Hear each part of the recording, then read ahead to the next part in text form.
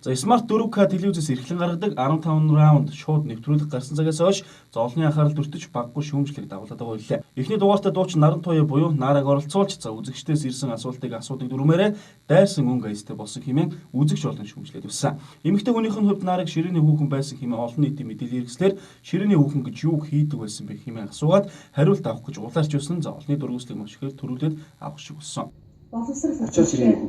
Боловсрал эзэмшгээр Японыг зорьсон. Тэр өндөр өртөгтэй оронд суралцахын хажуугаар аж амьдрал өдөр тутмаа авч явна гэдэг бол маш их өндөр зардал байдаг. Би ингээд ээж аваасаа нэг ч төгрөг тэрэнд зарлахгүйгээр тухайн үед надад олдчихсан боломжтой ажлуудыг хийсэн. Энэ бол нэг хэсэг зураг хийжсэн ажил.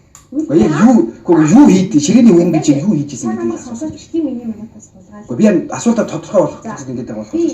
Яг 15 раунд 2 минут байгаа тийм үү? Хүлээцтэй намайг сонс. За тэгэхээр намайг тэгвэл жишээлбэл ганцхан энэ одоо хэсэг зураг хийсэн ажлаар минь намайг цогтож болж байгаа бол намайг бас би анх Японд очсон хойно цагийн ажилд орсон хамгийн ихний хийсэн ажил маань 0 угаасан. Тэгвэл намайг жоо ширээний хүүхэн гэж юу хийдэг байсан ажил юм бэ гэсэн. Тэгвэл тэдний дараагийн банд Буянгийн жагаа буюу жаргал сайхан оролцсныг үзэгч тавхан мэдж байгаа хаа. Тэр тухайн нэвтрүүлэгт орох үеэрээ за хөтлөгч даваад эмэгтэй хүнийг хэрхэн хүндлэх тал дээр сургаал айлдаж маш шүүмжлэлтэй хандаж байсан юм а. Тухайн хүний мэдээлэл дээр үндэслээд би асуултад сонгож авсан хүмүүсээс ирсэн асуулт. Жийж мэддэггүй. Энд чинь нэг зүрх, энд чинь сэтгэл эднээс байхаа зүтэй. Тийм учраас хоёулын юм байна бас нэг эмгтэй хүн хайрладаг байх хэрэгтэй шүү дээ. Асуудал тэр аяастай юм мондөг байна. Их хурлын гишүүн болно. Тэр хүний өөрийнх нь эрхээ асуудал. Эмгтэй хүнийг эмгтэй хүн гэдгээр нь доош нь доор тэгж болохгүй. Асуудал энэ л байхгүй. Популизм гэж. За болий. Дараагийн асуулт чинь надад популизм гэх гэдэг юм аа. Гэхдээ эмгтэй хүнийг бүх нийт дэлхийд даяар тэр доош нь хийж болохгүй. Заяа. Чи ширээний хүүхэн байсан юм гэж.